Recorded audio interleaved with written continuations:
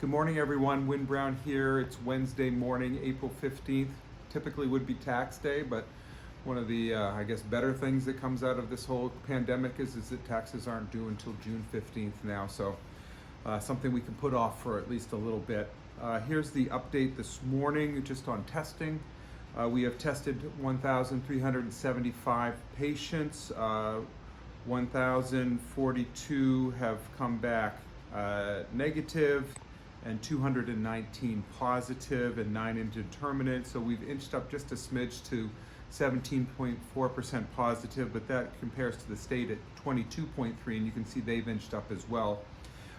Just to give you a sense of where that positive rate is leading us, we have 10 positive patients inpatient at Haywood Hospital right now. So if you've been following this, we are up on that note.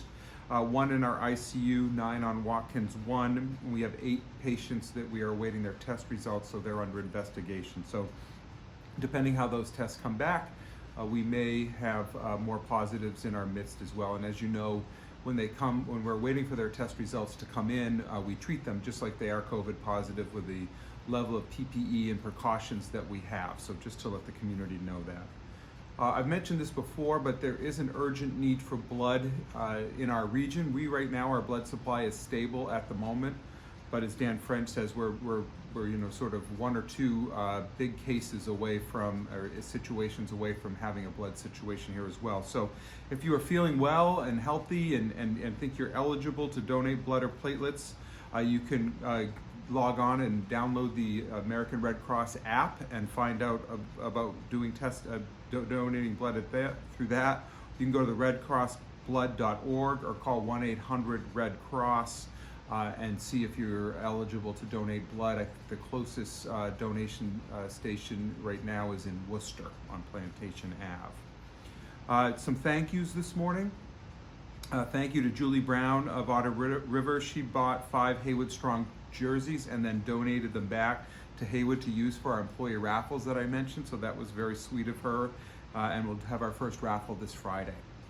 Also, Celeste Gogin from the region dropped off a basket of essential oils for our staff, those little roller balls with nice peppermint and wild orange essence to alleviate tension and stress. And so I'm sure those are going to be very popular when we hand those out to staff today. And then food donations from our local restaurants. We have Domino's in Gardner, Domino's in Athol, supported in large part by Pete's Tire Barn donation, the Gardner Ale House at Williams Restaurant, and then following and embedded in this with this email and the link is going to be a link to Selena Johnson's interview with Athol Orange Public Television with Bonnie Benjamin, talking about the ways that you can support the health system. It's a nice interview, and that's going to be, you can click on to that right after this.